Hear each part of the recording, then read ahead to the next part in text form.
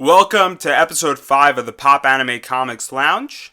This week my guest is Kevin Bauer, the writer of Tasha and Master, a comic that just recently raised the appropriate funds on Kickstarter.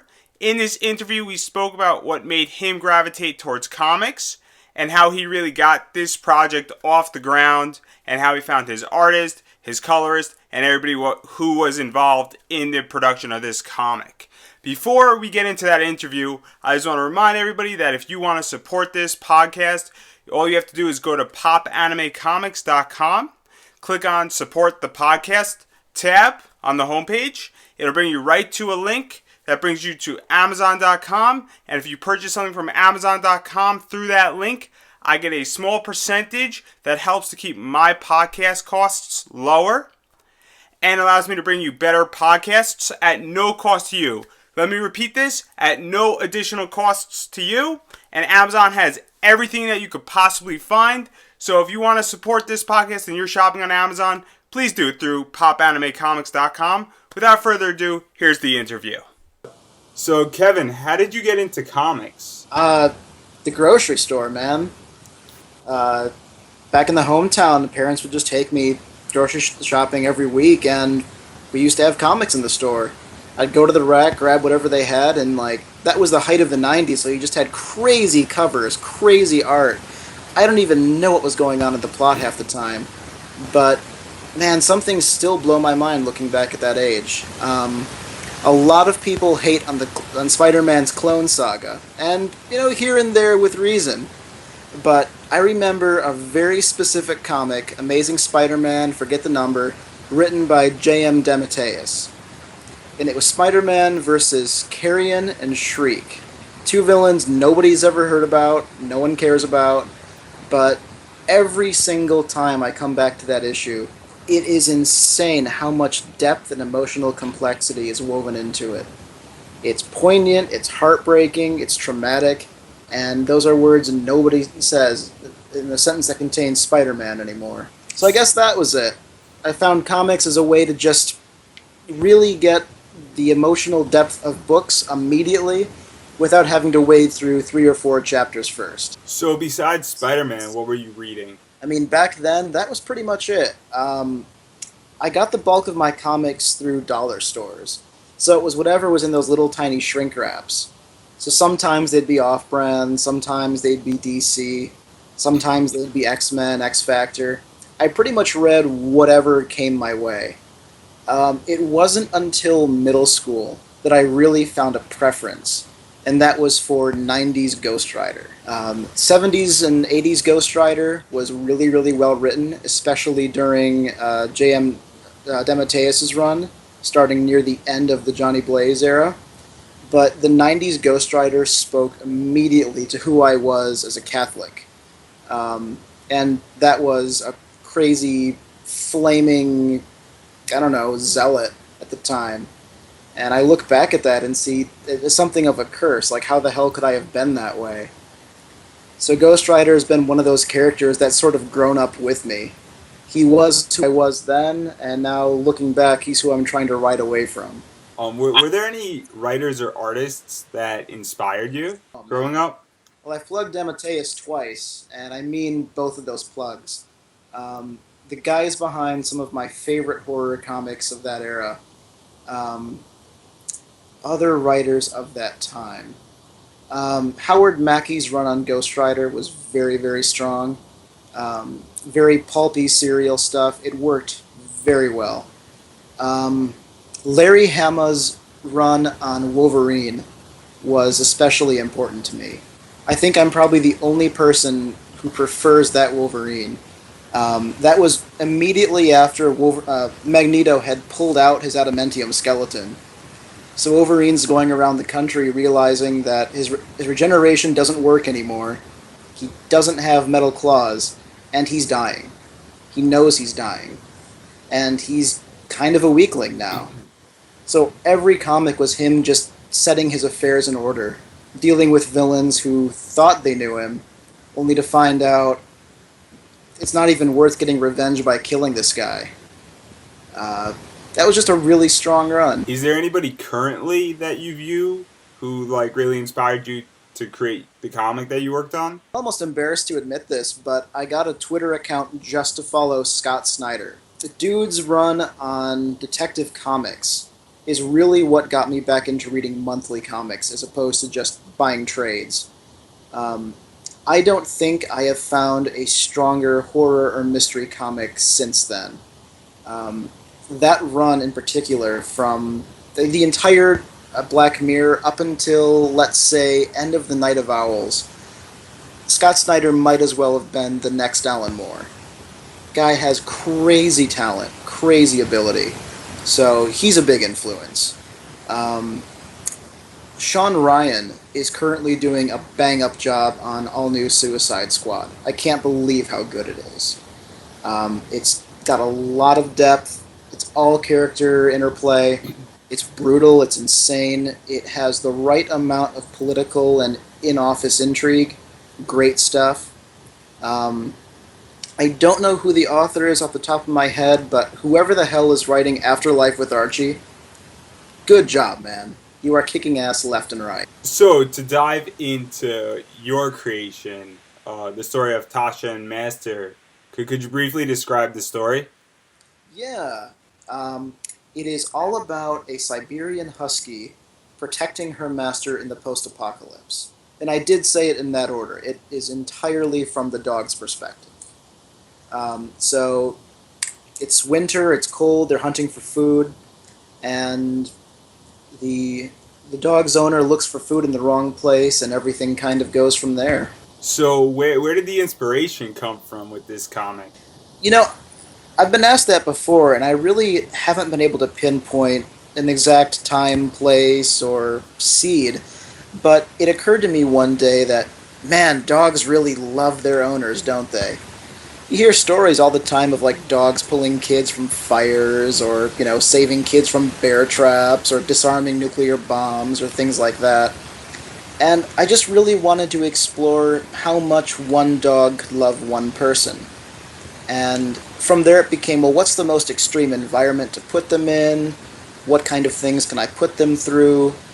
What ways can I make that love really, really apparent? And the idea just kind of played out from there. So, obviously it's from the dog's perspective. What challenges did that provide as a writer to you? The biggest challenge was figuring out how the hell to talk with. At the time, I was not aware of Matt Fraction's Hawkeye number 11, where the dog sniffs things and sees things in sort of like a web-like diagram. I'm glad I didn't see that, because I probably would have been frozen in just utter panic. I wanted to find a way of communicating what I understand as canine intelligence, and that is a very simplistic but very nuanced way of looking at the world. And what sort of came out of that was a very plain, very simple writing.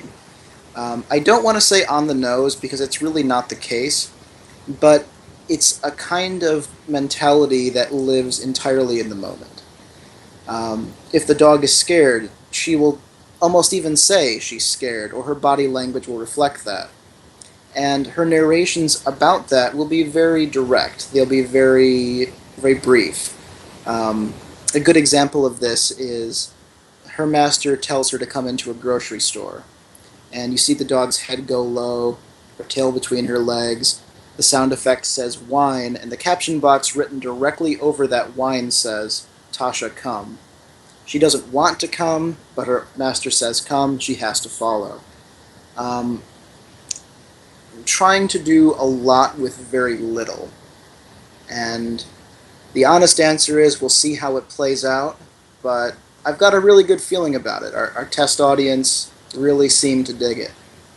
So the comic is only 10 pages. Was there any reason for this length? Yes. I love Heavy Metal Magazine. I grew up watching the movie. I probably should not have seen it as young as I did. I love the idea of an anthology comic. You don't really see that very commonly on coming out of the big two companies, or even the other smaller companies. I really wanted to break into comics through heavy metal, by way of the same kind of impactful sci-fi that had hit me as a middle schooler. So the comic was written very much in mind with as a submission to Heavy Metal magazine. Um, I wouldn't say that it was tailored to be adult in any particular way. It was not intended to be shocking or graphic, um, but it was definitely in mind for a more thoughtful audience. So, being that it's 10 pages, what are the challenges as a writer that you have so limited, page numbers to work with? That really is it. Um, what is the absolute best story you can tell in 10 pages? Um, and it was the kind of thing where I really had to write with the ending in mind. Right from the offset, I knew how it was going to end. I knew how the characters were going to resolve the situation. And it was really a case of finding where it began. And it's a story that probably could have began 5 years earlier in terms of like the world of the story. But I sort of began it with just a normal day right before shit hits the fan. And from there it was just finding moments that spelled out the heart of the story. This is a dog who loves her owner and will do anything for her. So, to, speak what you just said, it could have started 5 years earlier. Depending on how well it's received, would you reconsider like adding a prequel or even continuing somehow the story? Yeah, I've actually given it a lot of thought. Um, the opening of the comic, well, not opening, but a few pages in, we see a picture of the owner's family in happier times, and Tasha herself exposes a bit about the big booms that scared her as a puppy. Not so explicitly, but she's talking about nuclear bombs that were set off around the world and how the world got to be the way it was. It seems like it'd be a very natural fit to begin it as a puppy and kind of work our way to where we are now, and if that was received well, continue even further. I've had a couple ideas to how to from where to go from here, but if I said any more, it would kind of ruin the ending. And obviously, we spoke a little bit before this interview began. You have a you're impressed by my manga collection in my back. How much does a Japanese manga slash Japanese comics have influenced you, You if at know, all? depending on the manga, an incredible amount. Um, I had a friend in high school who was generous enough to loan me Death Note for a while, and that was a really great read. Um, but I think that my all-time favorite manga is Samurai Executioner. It's not very popular. It's not very mainstream anymore, and its companion Lone Wolf and Cub is much more popular, much more well known. Um, but the historical fiction, coupled with the very intense and personal humanity of Azamon the Executioner, just really resounded with me. I don't know if you've read any of the stories, but there's one that's very quick to tell. It's only 15 pages in this massive ass manga book, where the executioner is going around town looking for fresh hay. When he buys some, all of the girls around town start giggling. They wonder just why he would buy it. Because in this era, fresh hay was very commonly wrapped in the hair of geishas. It was considered to preserve virility, sexuality, youth. And it turns out that day he was executing a geisha who was scared out of her mind, who had been dirty in her cage all day. But giving her that one strand of hay was just a simple act of mercy. All at once she remembered who she was. She found her dignity. And she knelt very beautifully and gracefully for her end. Um, that kind of storytelling is masterclass. I love whenever I find a story like that. Are you trying to emulate that with this comic on some levels? I wouldn't say with this one, but there are other pitches for further down the road where Samurai Executioner and Lone Wolf and Cub are massive influences. There are some people at Marvel, for example, whose characters I would love to write in that style. So to shift to more of behind the scenes, obviously you're the writer. How did you meet your team, starting with your artists, Randy, Leanne? Well, to start with her, I actually have to take a step back to my producer. I worked with Jonathan Graves, who is a film producer in his own right, of his own company called Grinning Gravestone. They're sort of like little short Tales from the Crypt segments. He was working with me at my previous job, and I knew he was going to Comic Con that year. I want to say that was 2012 or 13. Let's say 13. And I knew I needed an artist. Artists were hard to come by. I didn't really know how to find them on my own.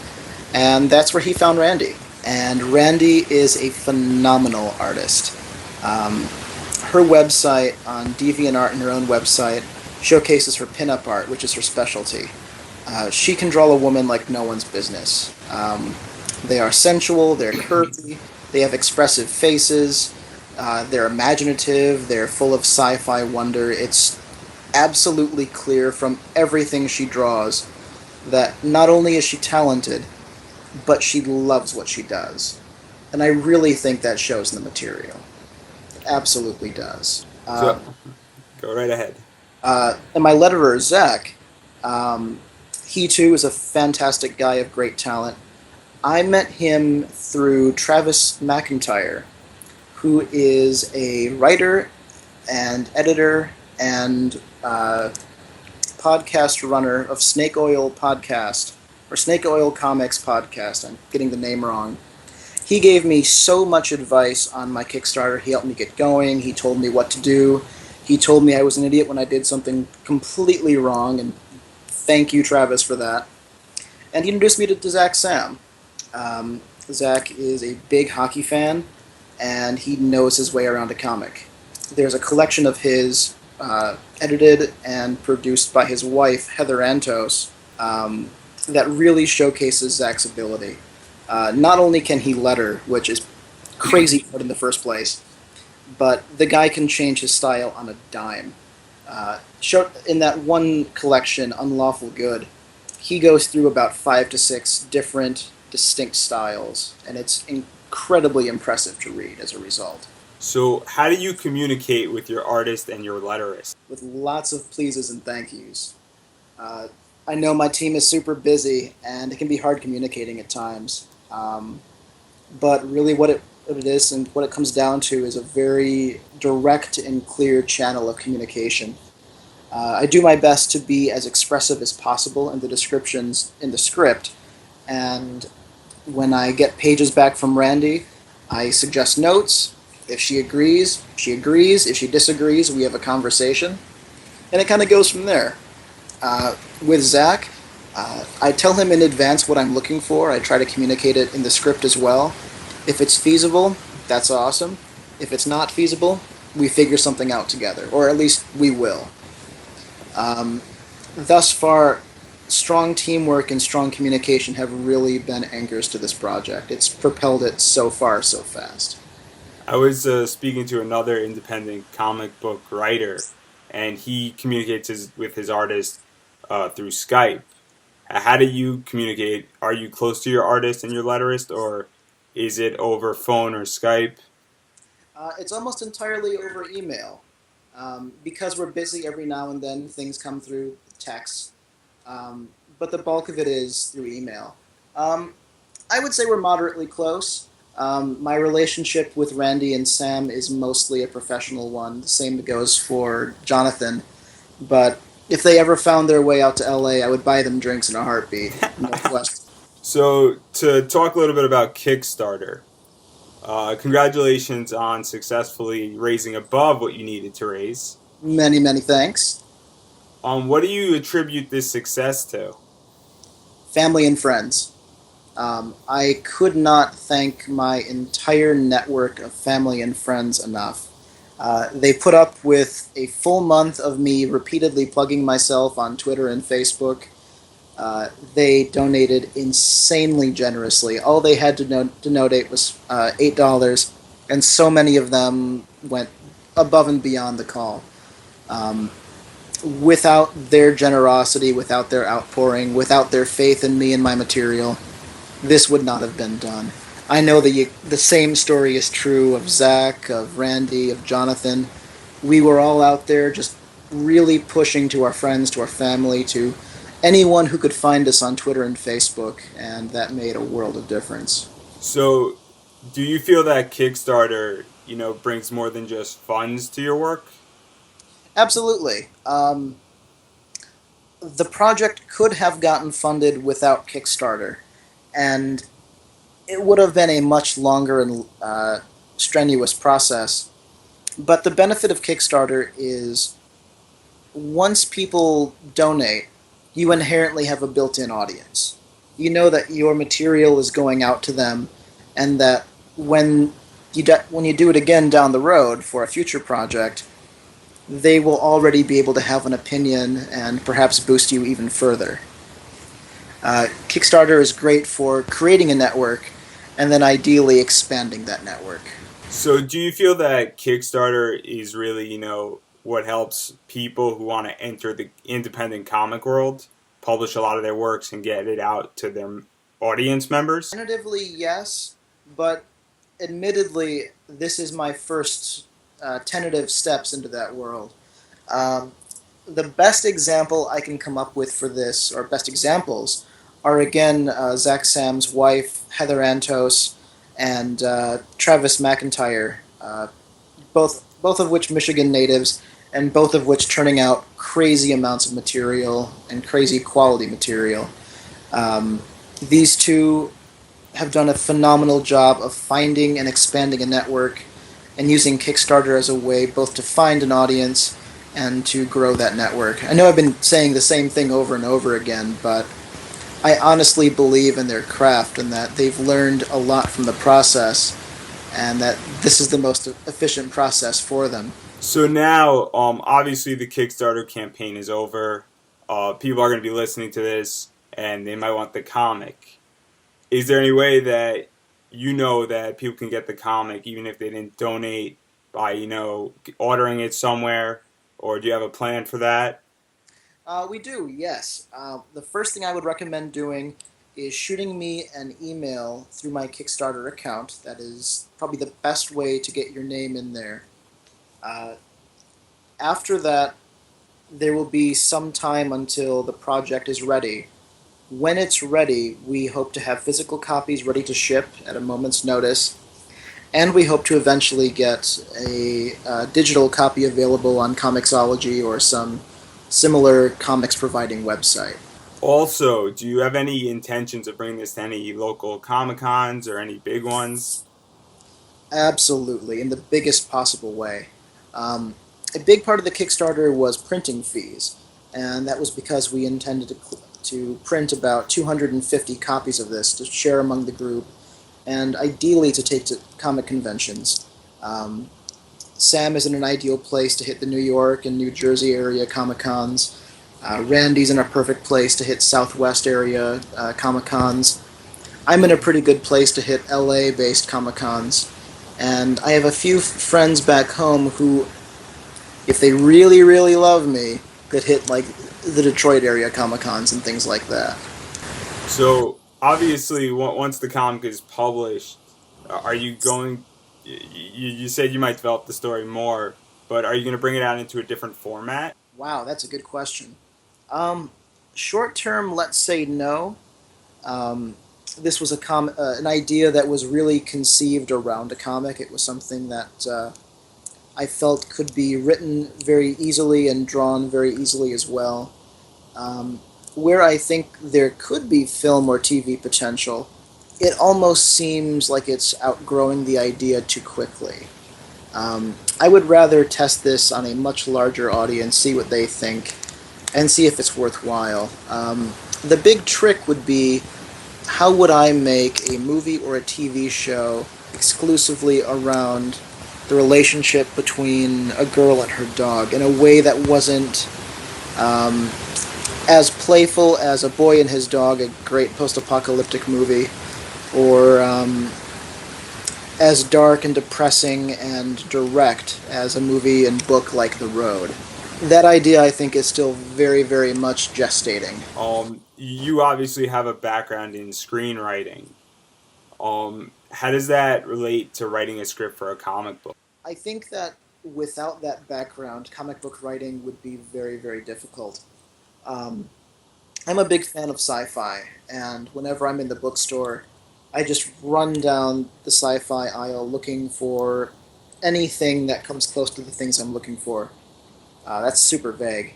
Um, I look for fantasy, I look for steampunk, but all very specific. I love horror, I love character focus, um, I love big action, I love crazy imagined monsters. Um, and without tossing out any names, a lot of times when I read a novel, I find that while the world might be perfect, structurally it's not paced necessarily correctly. There might be an improper focus on certain characters. Like, I might lose track of the protagonist in sight of a side character who suddenly became more interesting. Obviously, that happens all the time in film as well. Um, the difference, though, is that I would argue um, better films tend to be more open, more memorable, um, more directly easy to find. That's not discounting the power of the novel, far from it. But I think that in a novel, structure is less important than world and character. And that is what a comic has in common with screenplay. Comics are all about pacing, they're all about delivery, they're all about the character of the moment. And a really good standalone single issue needs to be slick as a razor. There's no time for wasted panels, there's no time for lame jokes.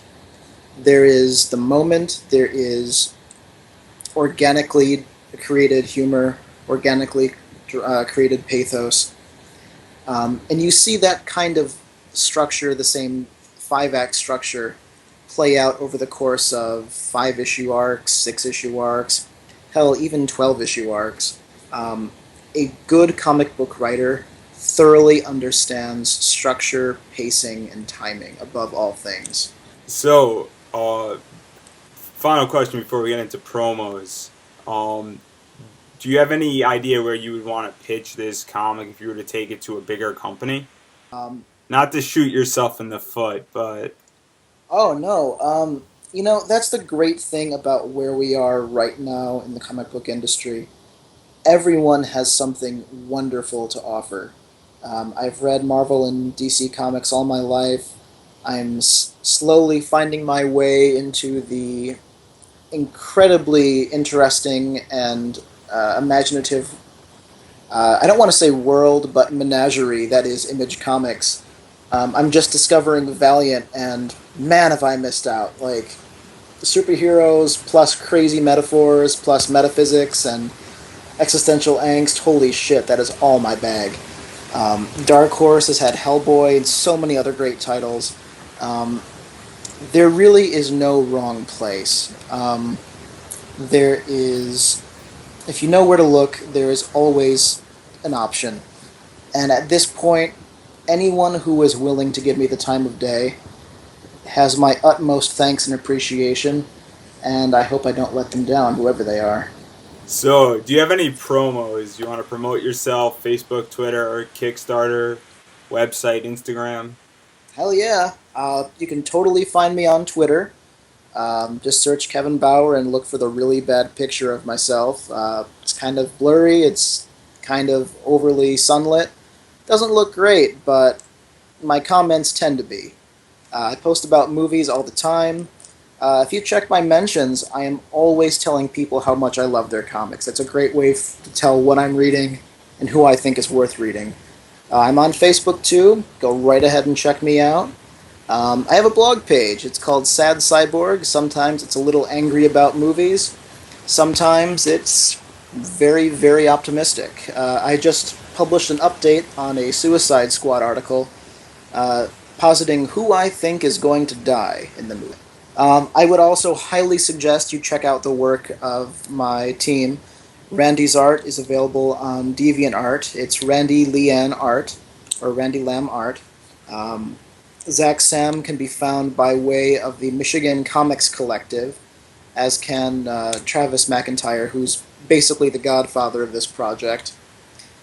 You can find all of Jonathan's shorts on the channel Grinning Gravestone, I'd like to say, if not Graves Entertainment. Obviously, if you didn't pledge to the Kickstarter campaign, as you just heard from Kevin, you can email him on the Kickstarter page and you can possibly get a copy of the comic when it comes out. That's the best way to get in contact with him if you're enthralled and excited about this, as I am. Also, feel free to subscribe to this podcast so that it tracks you down on Sunday instead of you tracking it down. And thank you so much to Kevin Bauer as well as everybody who listened. And hopefully I will see you next Sunday.